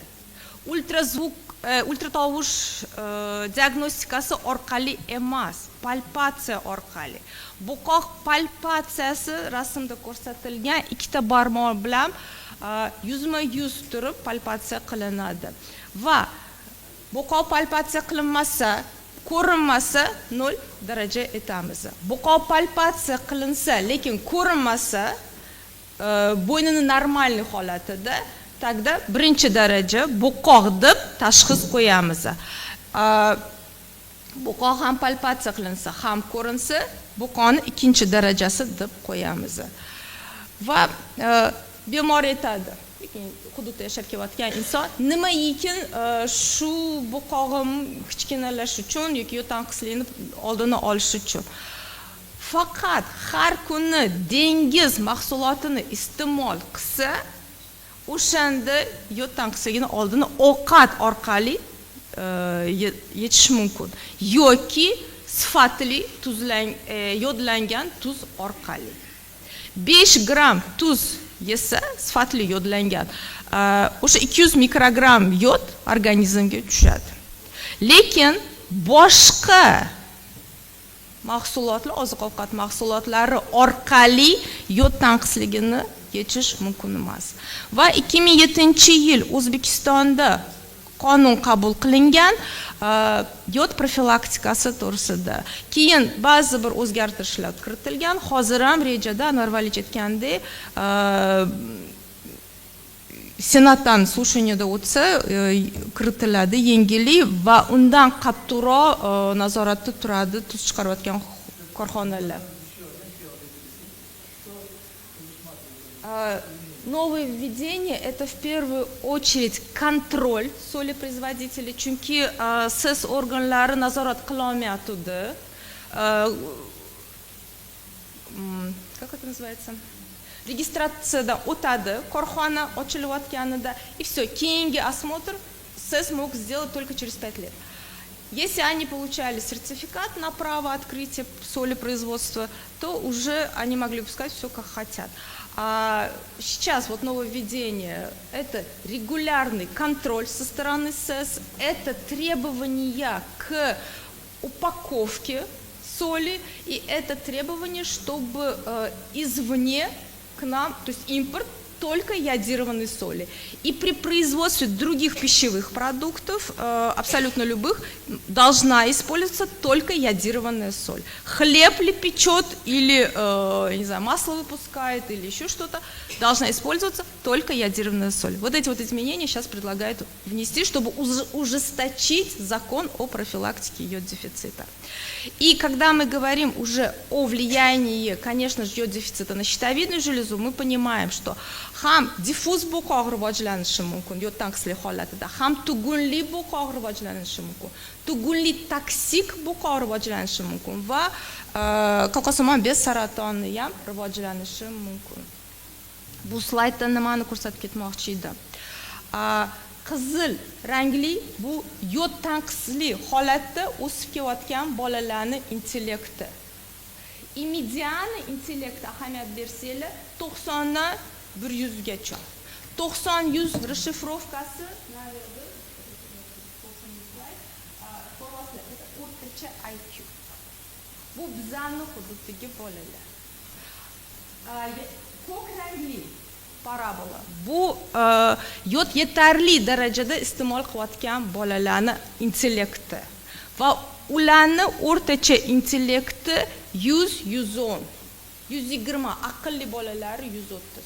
То есть bizada aqlli deb yurgan bolaning IQsi ularda o'rtacha bolaning IQsi. Qayerda прорывной ideyalar bo'ladi. Qayerda davlat yaxshi rivojlanadi. Intellekt degani bu ham finansoviy благополучие страны, to'g'rimi? Aqlli inson ko'proq pul topadi. Ko'proq налог отчисления qiladi, byudjet ko'p boyroq bo'ladi. Aqlli hamshirami yoki IQsi pastroq hamshirami, aqlli qorovulmi yoki IQsi pastroq qorovulmi, или доктор, или инженер, farqi yo'q. Всегда кто умнее, тот зарабатывает больше. To'g'rimi? Ish topish ham osonroq bo'ladi. И государство, где выше IQ, финансово, экономически, военная мощь будет более развитая, чем в той стране, где более низкий IQ. Biz so'rab ketganimizda qanaqa o'qiydi deb so'raymiz, to'g'rimi? Oddiy praktikada intellektni baholashga vaqt yo'q. Hech kim o'tirmaydi, to'g'rimi? Testni IQ qilib. Yoki kimdir tekshiradimi?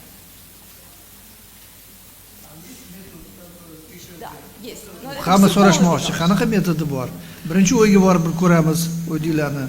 Keyin bir maktabga borib ko'ramiz, keyin ishxonaga. Вот этот вот сайт, который я там указала, вот каждый из нас, наши дети могут принять участие, внуки. Но когда мы спрашиваем у населения, keldi bolasi, qanaqa o'qiydi desa, yaxshi o'qiydi, 4-5 ga o'qiydi deymiz. Mana ahamiyat beringlar.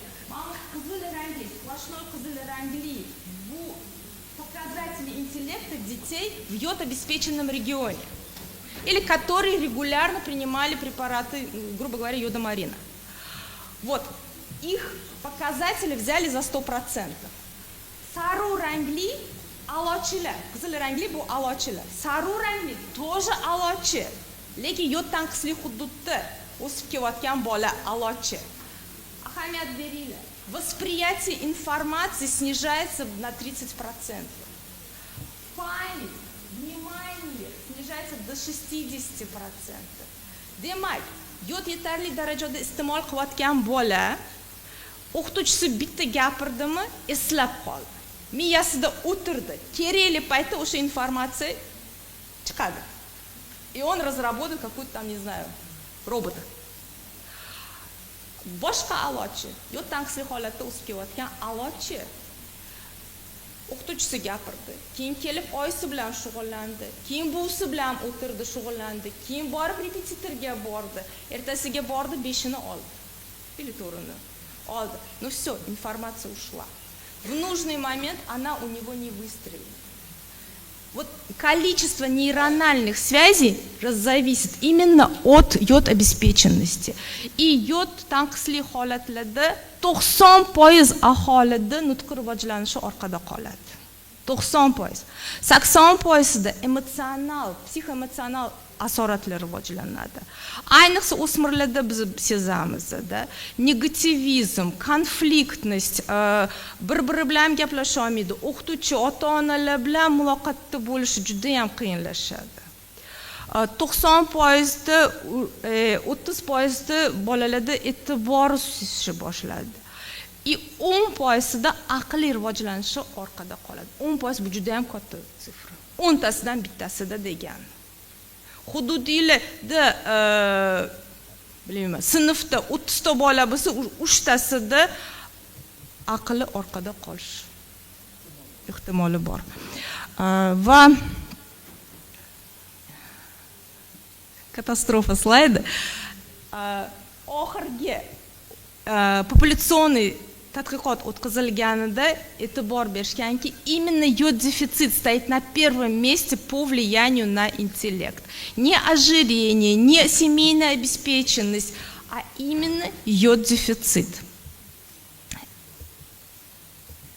И gapirib aytmoqchimanki, xavf guruhi to'g'risida yod tanqislik holatini to'g'risida gapirganimizda har doim esimizda turishi kerak. Homiladorlikni rejalashtirayotgan ayollar, homilador ayol yoki emizayotgan ayol, bolalar, o'smirlar bu xavf guruhiga kiradi. Именно shularni miyasi rivojlanishi kerak. To'g'ri rivojlanishi kerak. Ko'zimi, quloqimi то же самое. Почему в Узбекистане высокая частота рождения детей с нарушением слуха? Правильно? Из бюджета выделяются огромные средства для обеспечения их имплантами. А причина ее дефицит, нарушение формирования внутреннего уха на раннем внутриутробном периоде. Значит, вот эти вот 4 группы обязательно должны проводиться дополнительно сапплементация препаратами йода. Обязательно. Tuz yodlangan bo'lsa ham, Да. bu qo'shimcha olish kerak. Машу xavf guruhga дополнительно berishimiz kerak. И физиологично мы так устроены, Карелия, потребность у новорожденных, yangi tug'ilgan chaqaloqda muhtojligi yodga katta insonga qaraganda 7 baravar ko'p. Katta 70 kiloli inson deylik, потребность где-то 150 микрограмм. Kilosiga 2 mikrogramм. А yangi tug'ilgan chaqaloq kilosiga либо 15 mikrogramм vaqtida tug'ilgan chaqaloq. То есть 3 kiloli chaqaloq уже kuniga 50 mikrogramм yod iste'mol qilish kerak. Chunki потребность высокая.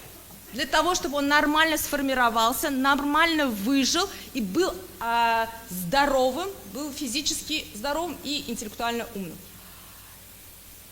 Chala tug'ilgan chaqaloq, gestaционный yoshidan vohliroq tug'ilgan chaqaloqlarda потребность еще выше, 2 baravar yuqoriroq. Kilosiga 30 mikrogramм. 2,5 kiloli bola уже kuniga qancha? 60-70 mikrogramm yod iste'mol qilish kerak.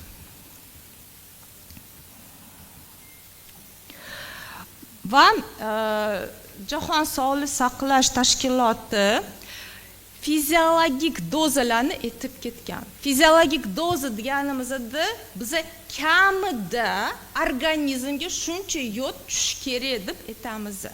Biza shu dozani tavsiya qilasizlar deb aytmayapmiz. Kamida organizmga shuncha yod tushishi kerak. Bola 5 yoshigacha уже kuniga 90 mikrogramm yod iste'mol qilish kerak. 6 yoshdan 12 yoshgacha kuniga 120 mikrogramm yod har kuni iste'mol qilish kerak. Homilador ayollar, emizuvchi ayollar kuniga 250 mikrogramm yod iste'mol qilish shart.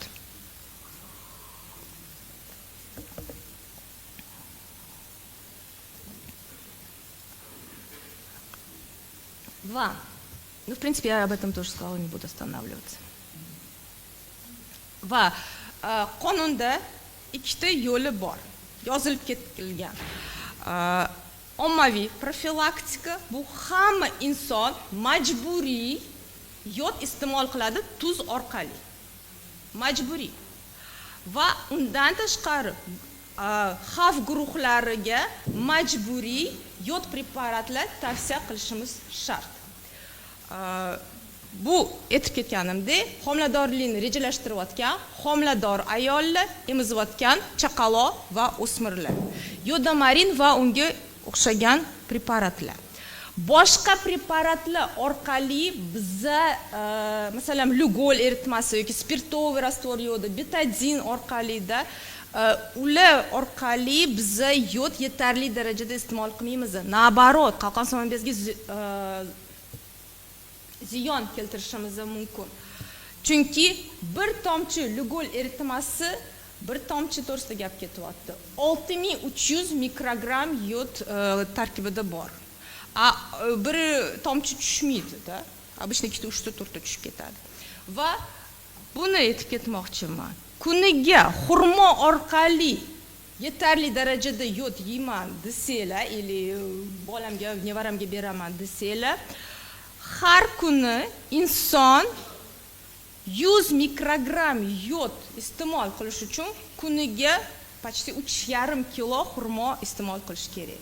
Yong'oni to'g'risida gap ketadigan bo'lsa, ahamiyat bersanglar, kuniga 2 kilo yong'o iste'mol qilish kerak. Allergiyasini gapirmayapman, sahar to'g'risida gapirmayapman, diabetes, tam diareya to'g'risida emas. Просто 100 микрограмм йода to'g'risida gap ketyapti. Поэтому нельзя только с продуктами проводить сапплементацию. Именно лекарственная должна быть сапплементация. Единственное противопоказание для назначения препаратов йода – это тиреотоксикоз. Insonda bemoriylarda, hududdagi yashayotgan insonda tireotoksikoz kasali bo'lsa, yod preparatlari tavsiya etilmaydi. Qolgan hammaga tavsiya etilishi shart. Противопоказаний других нет. Va alohida aytib ketmoqchiman, bu maksimalniy supplementatsiya qiladigan dozalar. Birinchi son bu Yevropada максимальный для сапплементации, не потребления с пищей, а подчеркиваю еще раз, для сапплементации. Это первая цифра, это в европейских странах, вторая цифра в США. В США более педантично относятся к интеллекту. Понимаю, yetarli darajada yod bo'lsa, aholi aqlliroq bo'ladi, davlati kuchliroq bo'ladi, да? Политическое влияние государства будет более мощным. Обратите внимание, коттеледа в США максимально рекомендованная доза препаратов йода в ежедневном приеме, har kuni to'g'risida gap ketyapti, 1100 микрограмм. Har kuni. В Абзада, Узбекистанда, калий-ядит препараты, это, безусловно же, йодомарин. Значит, йодомарин, форма выпуска 100-200 микрограмм, и bolalarga 5 yoshga chon beradigan bo'lsa 100 mikrogrammini yarmi yoki 100 mikrogrammli tabletka bitta butun berishimiz mumkin. Kattalarga 100 yoki 200 mikrogramm beriladi. Profilaktik dozasini to'g'risida gapiryapman. Homilador ayollarga, emizayotgan ayollarga 200 mikrogrammli yod bitta tabletkasi tavsiya qilinadi. 100 mikrogrammli bo'lsa, ikkita tabletka. Va скрининг to'g'risida aytib ketsam. Все-таки у нас лекция, да, это именно наша комплексная работа вместе с семейными врачами. И когда мы говорим о кого семейные врачи должны наблюдать, кто относится в группу риска. В принципе, все население относится в группу риска. Йод тангсли бутун хамада бор. Уже доктор дая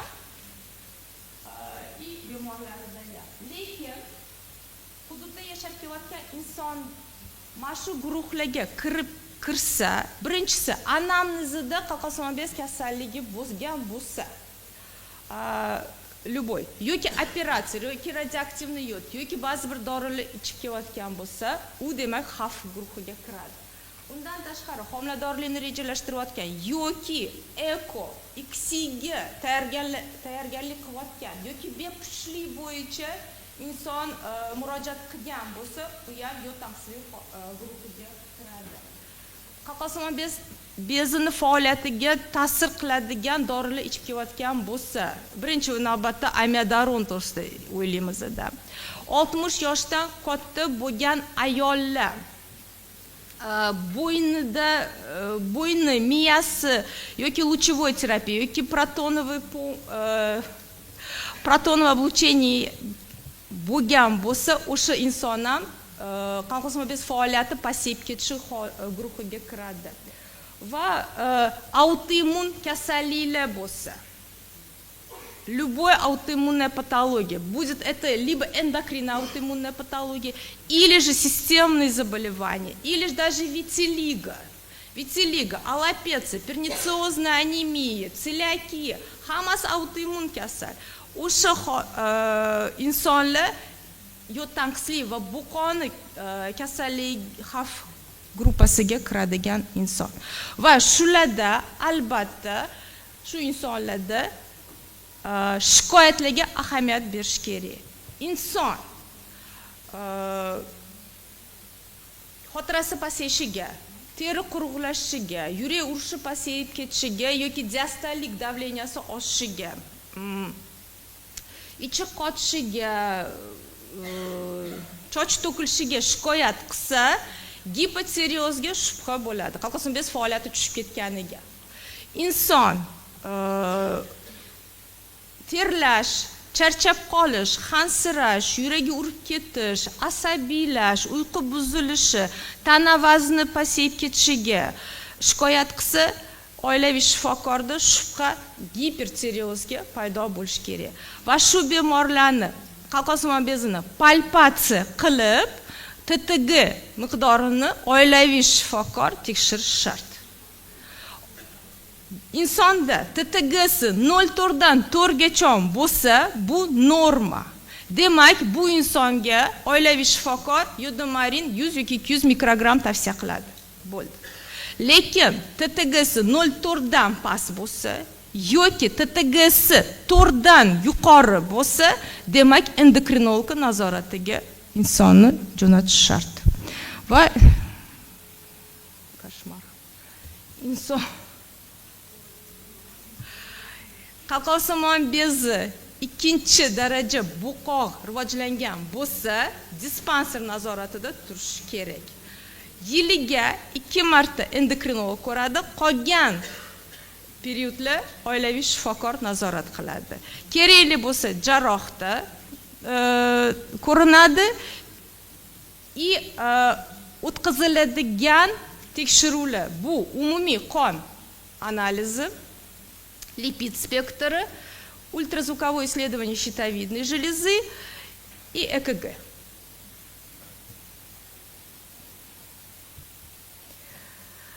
Va multidisiplinar yondashuvda ham oilaviy shifokor o'zini brigadasi bilan ham og'irlashgan holatda ko'p tarmoqli markaziy poliklinika asoratlari rivojlangan insonda yoki homilador ayolda qalqonsimon bezida muammo bo'lsa, TTGsi 0,4 dan past bo'lsa yoki 4 dan yuqori bo'lsa, endokrinolog dispanser уже o'zini ko'rsatuvini olib boradi.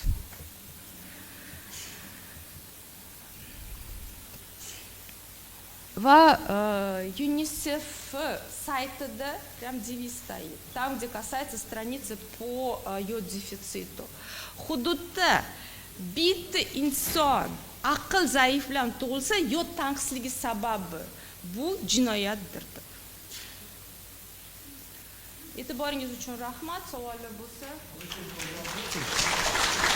Mana ko'ryapsizlarmi? Eng oson yo'li bor. Ammo hech qaysimiz bunga ahamiyat bermaymiz. Mana endokrinologiyaga yana qaytib keldim. Sahr diabet deymiz, ammo sahr diabet bilan bir yonda mana qalqonsimon bezi kasalligi bilan 32% gacha demak yod yetishmovchiligi bor. Ammo ikkinchi, uchinchi stepen biz dispanser nazoratiga olishimiz kerak. Mana hozir endokrinologlar o'tiribdi, studiyada ham, boshqada ham. Ammo hozir registrga kiritilganlar soni 10 mingdan 12 mingdan hozir. Bu degani biz sizlar bilan bilib turibmiz borligini, ammo nazoratga olmaganmiz. Ikkinchi, uchinchi bosqichdagilari albatta D uchetga olinishi kerak, dorisini ichish kerak, boshqa tevda mingta muammo chiqyapti-da. Hali quloq solmaydigan boladan tortib, гиперактивность тоже появляется, правильно? Как моторga o'xshaydi, qulog'iga kirmaydi, boshqa kirmaydi. Аутизм это тоже фактор йод-дефицита у беременных. Рождение ребенка с синдромом гиперактивности и рассеянного внимания это тоже является одним из показателей того, что мама в период беременности была в состоянии дефицита. Mana o'shaning uchun 102 sonli qarorda mahalliy budjetdan boyagi bolalarni TTGga borib to'g'rimi? Tekshirish. TTGga tekshirganda bu pasayib chiqadimi? Analizda TTGga TTG 0,4 dan 4 gacha bo'lishi shart. Pasaysa yoki 4 dan oshsa endokrinolog. Ya shuni pasaygan holati это gipertireoz oshib ketsa, Gipotireoz. gipotireoz, bu qattiq ishlayapti-da motor, to'g'rimi? Gipotireoz kam ishlayapti, уже заместительный гормональный terapия Shu munosabat bilan mana nima qilish kerak? Mana hozir mana oilaviy shifokorlar turibdi, razraflar, endokrinologlar. Dashkolni учреждениеda nima qilishimiz kerak? Maktabda nima qilishimiz kerak? Oliy ta'lim muassasasida nima qilishimiz kerak? Kollejda nima qilishimiz kerak? Oilaviy shifokorlar o'zini mana 200 ta aholi bo'ladigan bo'lsa, o'rtacha 18 yoshgacha 600 ta bola bor-da. 600 ta bola 2000 tadan bu har bir oilaviy shifokor brigadasida bor. Oilalarda bor, boshqalar bor. Yechim oson. Ammo qilyapti shu narsani. Demakki biza 25-yili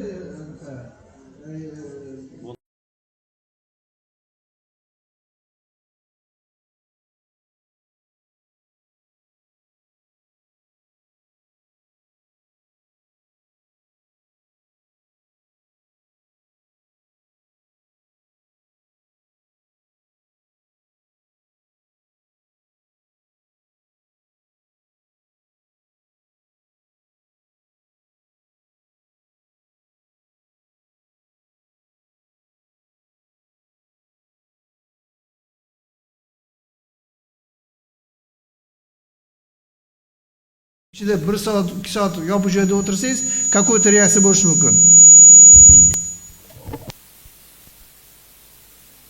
Bana ko'rdinglar, anaqa bir haftada bir marta ichadigan dozani ham barbod qildik-da, anaqa qilib.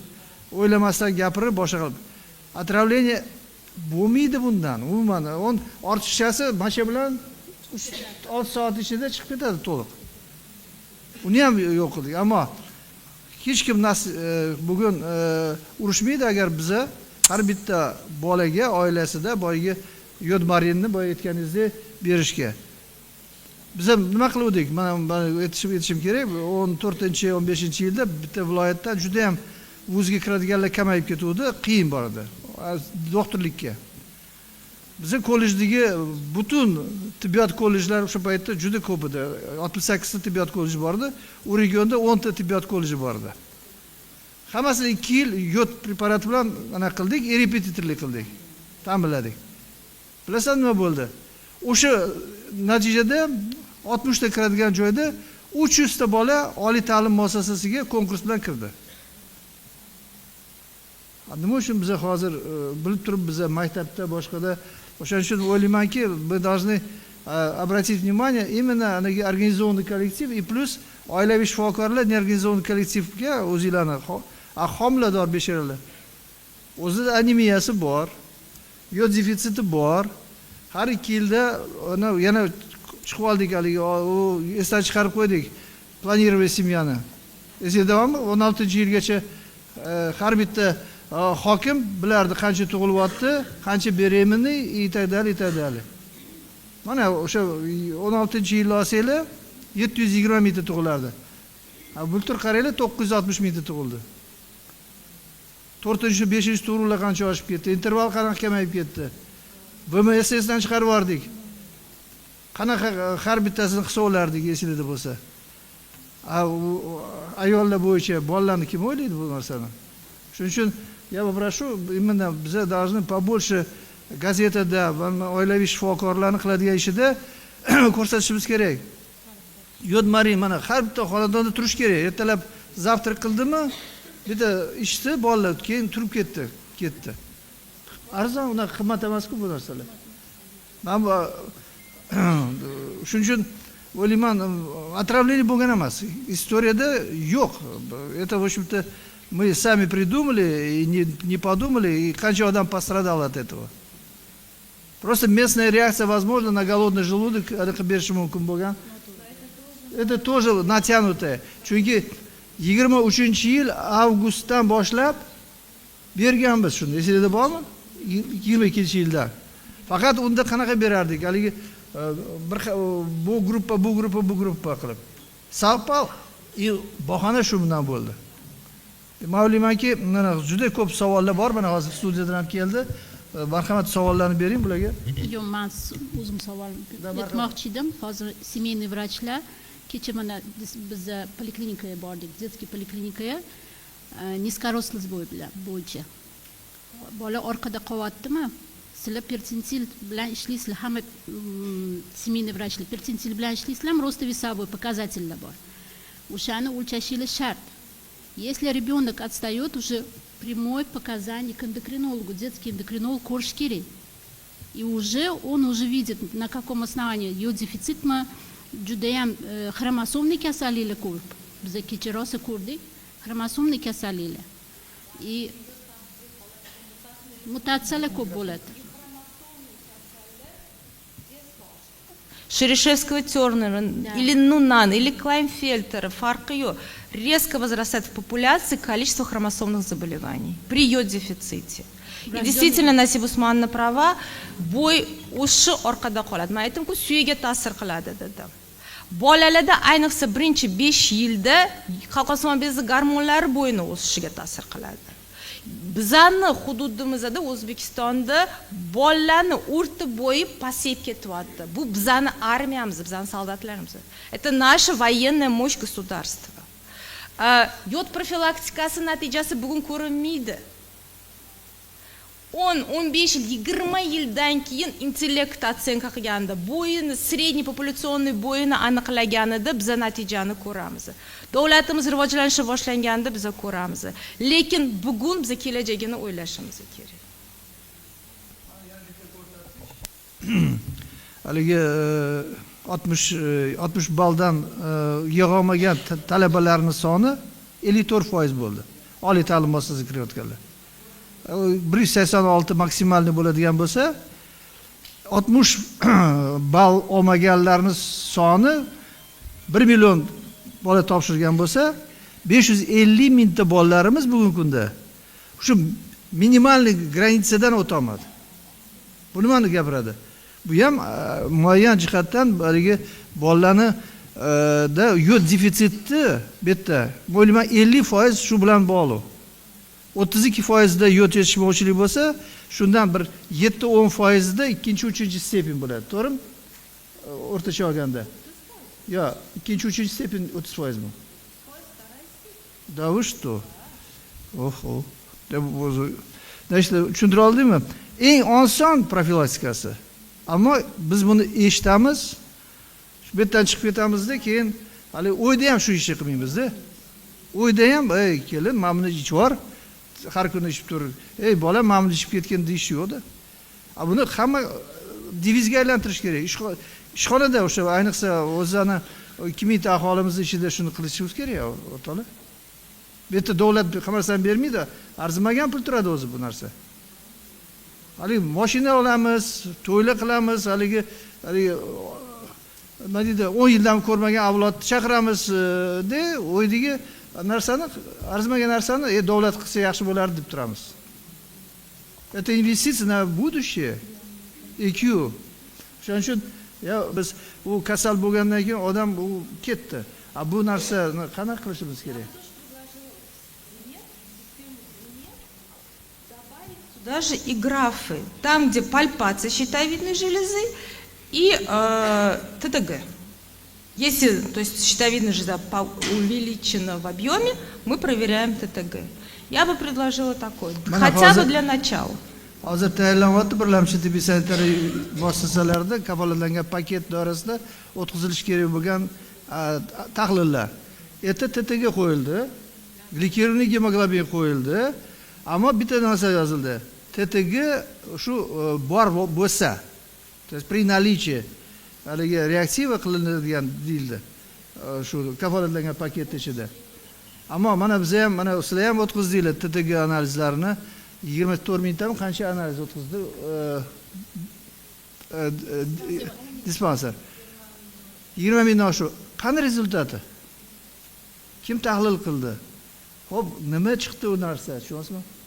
Shuning uchun ma'lumot biz hozir hammaga topshirib beramiz.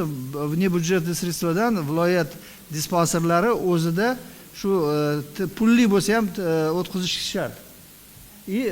Boyaga aytganingizdek, samo dispanserizatsiya emas, haligi skrining qanaqa o'tkazamiz?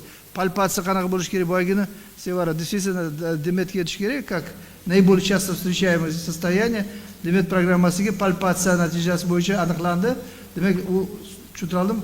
Agar etga qo'yilsa, majbur bo'lamiz hammamiz shuni ko'rishga. Qiyin emas. Ammo hech hamshira ham ko'ra oladi. Hech muammo yo'q, buni o'rgatishimiz kerak. На примере нескольких случаев, как определяется, что film qilish kerak edi. Filmni tarqatish kerak, ko'rish kerak. Qanaqa bo'lsa, qanaqa o'lchaydi, qanaqa ko'rinadi. Chunki qurol qo'lligiga berishimiz kerak edi bu narsani. Ikkita katta masalamiz, qandli diabet qalqonsimon bez. Agar shuni evlab oladigan bo'lsa, perspektivada juda katta o'zgarishlar bo'ladi. Dod deyishimiz kerak. Ey, bolangga ichir shu narsani deyishimiz kerak. Shuning uchun bugungi anaqa seminar rezolyutsiyasida shuni yozish kerak edi. Mana qanaqa qilib skrining o'tkazishni biz o'rgatishimiz kerak, video film qilishimiz kerak, dozalarni hamma joyga tarqatma material qilish kerak. Eng asosiysi oila a'zolari eshitish kerak edi, ota-onasi eshitish kerak edi, qaynonasi, qaynotasi eshitish kerak. Hali masjidga kelayotganda opsiyaga kirib, haligi o'ziga dori olganda, haligi 300 ming, 400 ming, 1 millionga, o'sha 30 ming, 40 mingga o'sha dorisini olib kelib bolalarga berish kerak edi. Boshqa iloji yo'q. Boshqa iloji yo'q. Masjidlarga borib o'qishimiz kerak, tushuntirish kerak. Voy, qariyalar tushunib olsa bu narsani. Aql qanchalik kerakligini. Побольше именно по териадологии мы должны работать. Qandli diabet juda ko'p tushuntirib bordik. Kerak narsa. Ammo bu narsa ikkilamchiroq bo'lib qolyapti-da. Men tushuntira oldimmi? Marhamat, kimda qanaqa savollar, javob beradilar. Interaktiv ketyapti. Yana qaytarib aytaman, очень важный вопрос. Marhamat. Пожалуйста.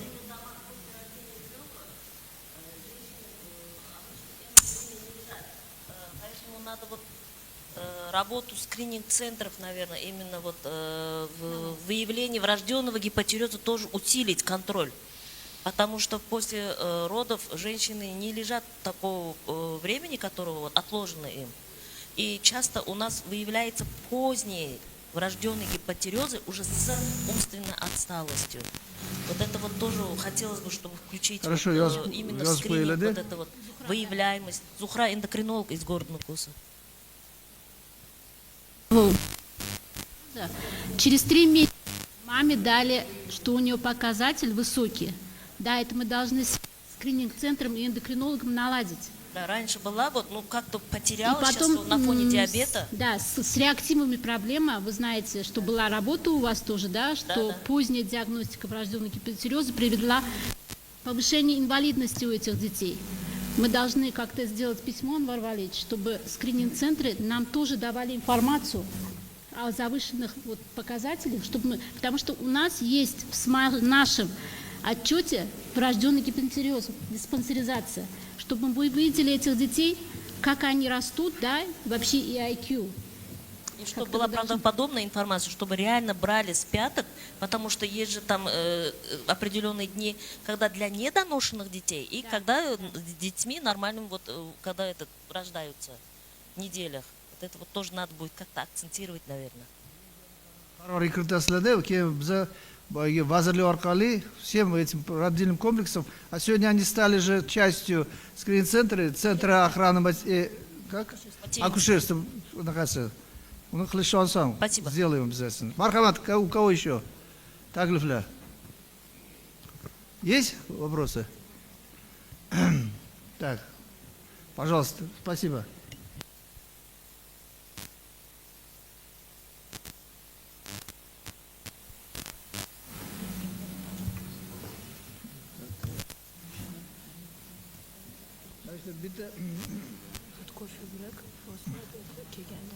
Да.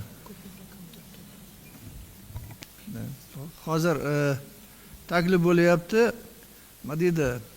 Osh damlab qo'yishibdi. Endi obedga borib kelsa-da, кофе брейк kelgandan keyin orasida obeddan keyin мы вас всех ждем, avtobuslar bor. Shunda borib kelinadi. Eng qiziq dokladlar bor, 4 ta yana dokladimiz bor. Iltimos qilaman, qaytib kelsanglar hozir. Chunki oshni damlab qo'yishibdi so'ramasdan. Endi osh damlangan osh yomon bo'lib qoladi-da agar turib qolsa. 1 sekund. Da. Da. Hozir 1 minut. Diqqatinglarni. Avtobus 2 minut sabr qilinglar, hammanglar qoninglar ochibdi. Avtobus turibdi, 3 ta avtobus, hurmatli shifokorlar. Osh etilgan, boramiz. 1 soat o'sha yerda bo'lib, keyin qaytib kelamiz. Koridorda kofe break, уже obeddan keyingi ozgina перерывga qoldiramiz. Rahmat.